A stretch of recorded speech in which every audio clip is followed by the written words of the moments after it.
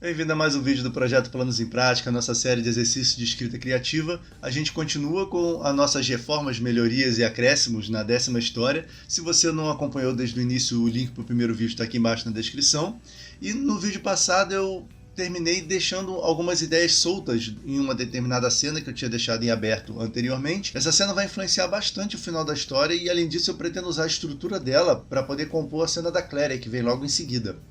Então vamos dar lá uma olhadinha no material que a gente já tinha da semana passada. São só algumas frases, né? Alguns trechinhos. E eu vou desenvolver esses trechos, vou acrescentar, né, ligações entre esses parágrafos. Muita coisa daqui vai ser substituída totalmente, porque a escrita inicial é sempre bem mais simples, né? Então vamos começar a trabalhar na abertura da cena. Logicamente ela não vai começar assim. A gente terminou a cena anterior com ele saindo, né, partindo com o barco. Então a gente vai dar uma continuidade para isso. Então vamos lá.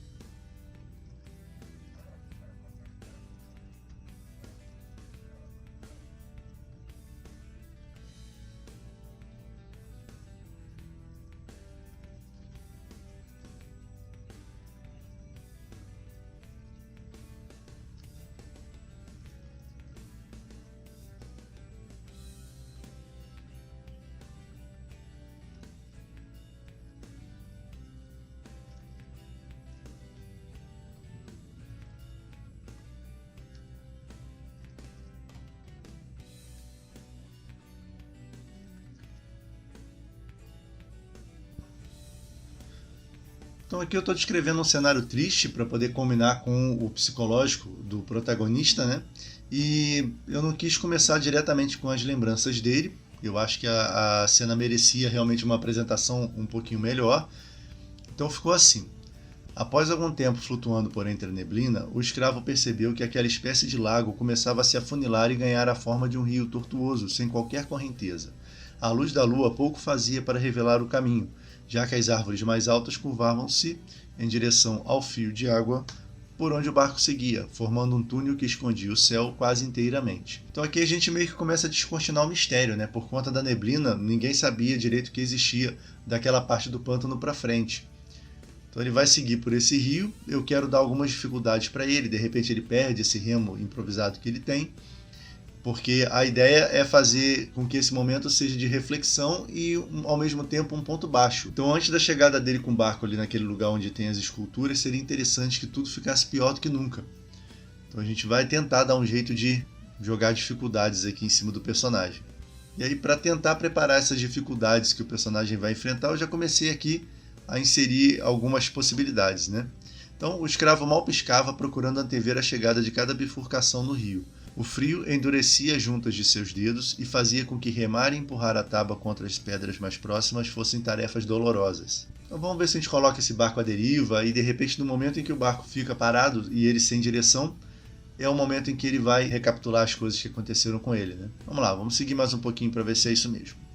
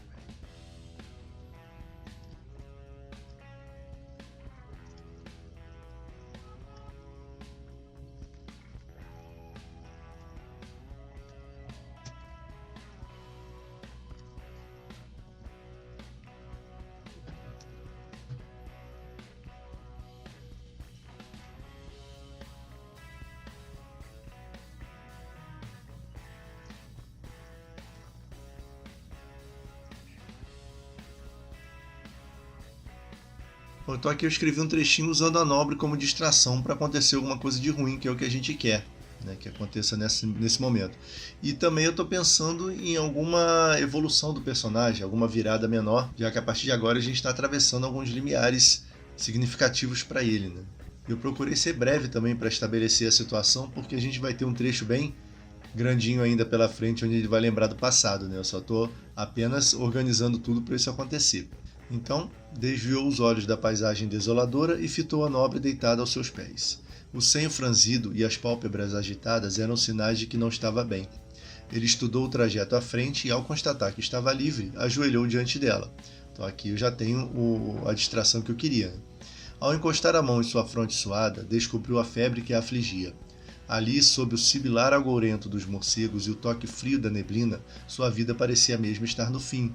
Então, o ponto baixo está se aproximando. Em toda a sua existência, jamais teve o destino de alguém nas mãos como agora. Só que eu acrescentei no finalzinho desse trecho porque eu percebi que eu precisava dessa pontuação para situar o leitor. Talvez o leitor não alcançasse essa compreensão apenas pelo que eu escrevi depois. Então isso aí meio que vai dar o indicativo do porquê que o personagem começou a mudar levemente de perspectiva, né? O escravo simplesmente desejou que ela não morresse. Talvez não quisesse expor a frieza de sua alma enquanto navegava pelo ventre daquele lugar sagrado, mas deixou de lado, ao menos naquele instante, o desejo de usá-la como proteção ao retornar a tanto. Só queria que ela não morresse. Então esse sentimento pode vir do desamparo, né, dele estar enfrentando o desconhecido, de todas as mudanças que aconteceram na vida dele, de uma criação deficiente, obviamente. Ele não foi criado para ser um ser humano com as características de um ser humano normal, então ele emocionalmente não se desenvolveu, vamos colocar dessa forma, mas ele não é uma pessoa essencialmente ruim, a gente não quer que ele seja assim, né? A gente quer que ele seja um herói. Então, esse leve ponto de mudança, onde ele por um momento perde de vista o objetivo inicial dele, que era egoísta, de usá-la como um escudo, isso faz com que essa jornada dele valha a pena no final, porque ele vai passar por transformações, ele vai passar por evoluções. Eu quero uma coisa bem gradual. Ali eu até escrevi algumas coisas mais diretas, mas depois eu recuei, apaguei, porque não é o momento ainda. Mas ele vai se transformar numa pessoa melhor, numa pessoa que vai compreender as relações humanas de uma maneira mais profunda, de uma maneira mais abrangente. Ainda que ele ainda vá ter alguns traços de egoísmo e de individualismo, ele não vai ser uma pessoa necessariamente que vai manipular e usar as pessoas pelo caminho. Não é isso que a gente quer para o nosso personagem que a gente está construindo. Então vamos voltar lá. Um solavanco o recolocou de pé. Então eu cortei esse momento rapidamente, como eu falei agora, eu não queria me estender mais do que o necessário para só sinalizar essa mudança. Passou o tempo demais distraído e não desviou o barco de uma pedra, na qual o fundo acabara de ficar preso. Tentou livrar sua pequena embarcação com a tábua que lhe servia de remo, mas ante o esforço, a madeira envelhecida estilhaçou. A gente deixou o personagem parado com o barco preso em cima de uma rocha. Eventualmente ele vai saltar do barco, vai mergulhar nessa água desconhecida, escura, gelada, e vai desencalhar esse barco, mas não agora. Agora vai bater um desânimo, uma desesperança, e aí a gente vai ter um momento de reflexão do personagem a respeito do seu passado, da relação que ele tem com o pântano e todas aquelas coisas que a gente tinha planejado para esse momento.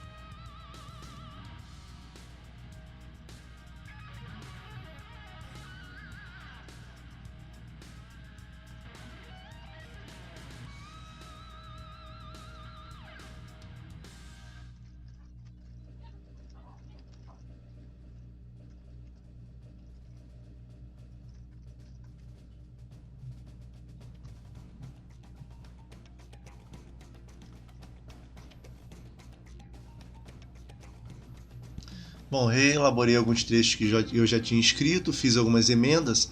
Eu ainda não estou totalmente satisfeito com o que está aqui não. Eu acho que está muito relatado, né? E isso precisa ter um pouquinho mais de vida nesses trechinhos aqui das memórias dele. Eu acho que eu preciso fazer uma passagem melhor e dar uma roupa um pouquinho mais rica para isso. De repente eu resolvo isso com a presença do narrador, que eu ainda vou acentuar na história.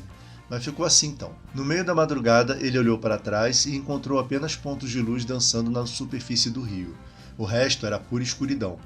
Sentiu uma solidão e desamparo comparáveis apenas ao dia em que foi obrigado a abandonar sua voz, o dia em que tudo mudou. No começo de sua vida, o mundo era diferente.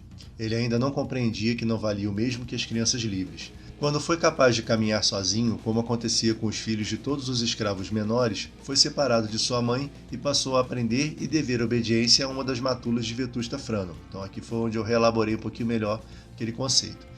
Escravas superiores e únicas com permissão para falar com os mestres, as matulas ganharam esse apelido porque sempre andavam com seus candeeiros, vigiando os cômodos e porões escuros onde se armazenavam os escravos. Então aqui eu vou desenvolver um pouquinho mais, vou me aprofundar aqui nos detalhes de como se dá essa perda da voz, né? E eu estava chamando isso de passagem e eu já substituí aqui embaixo, me deu aqui a ideia de eu chamar de entrega. Né? Não é necessariamente uma passagem, o personagem ele deixa alguma coisa no pântano, então acho que faz mais sentido chamar isso de entrega. Beleza, uma coisa que eu quero mexer ainda nesse episódio é aqui. Eu tô vendo isso aqui como uma grande chance de incrementar a curva que vai para o final, inclusive ter alguma ideia para poder fazer o desfecho, né? O último evento da história. Então aqui, uma noite com 11 anos o escravo teve um pesadelo e fugiu. Vou pensar em alguma coisa aqui para descrever esse pesadelo que ele teve, alguma coisa relacionada à voz e também a algo que esteja escondido no pântano, ou alguma coisa que ele pense que exista no pântano, né? A gente tem que dar para o leitor a impressão de que tudo pode acontecer enquanto ele está ali dentro, que são terras misteriosas, né, e mágicas, místicas, né? Então vamos lá, deixa eu descrever alguma coisa aqui brevemente, de preferência com um tom um pouco perturbador, e que a gente possa retornar a isso em um momento mais à frente.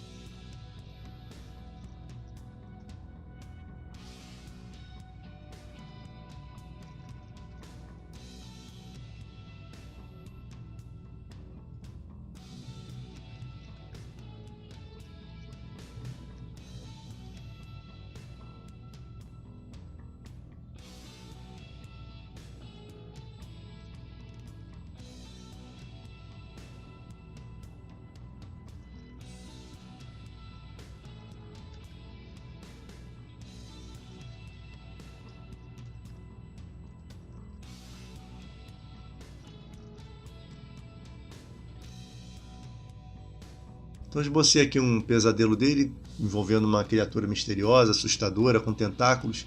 Isso vai bem com a proposta da história, com as influências que eu já falei em outros episódios, né, que a gente está tentando seguir. Então ficou assim. Uma noite com 11 anos, o escravo teve um pesadelo cujos vestígios ainda viviam para assombrá-lo. Ele estava encurralado em um lugar frio e úmido, mas desconhecido. Tinha os punhos presos pelos tentáculos de uma criatura indefinível e era incapaz de respirar. No sonho, sua presença ali era justa e perfeitamente lógica, mas ele não se lembrava dos eventos que o puseram naquela situação. Parecendo completamente indiferente ao que se passava na mente de sua pequena presa, o ser emitiu um som intenso e doloroso, antes de esticar para fora dos lábios inumanos uma longa língua bifurcada e envolver com ela a garganta do escravo. Ele quis gritar, pedir socorro, implorar por clemência, mas não pôde fazer nada disso. ainda dormindo, fugiu da propriedade de seu mestre e amanheceu na margem do pântano, chorando de saudade de sua voz. Então eu tomei como ponto de partida algumas coisas que já estavam escritas e ampliei, né? Dei uma aprofundada na questão do sonho, que foi um negócio que eu escrevi só de passagem, não sabia se eu iria aproveitar propriamente ou não no episódio passado. Isso aí está me dando algumas ideias, como por exemplo estabelecer que depois dessa experiência no pântano, os escravos de repente criam um vínculo com uma criatura ou um ser humano que consegue fazer isso.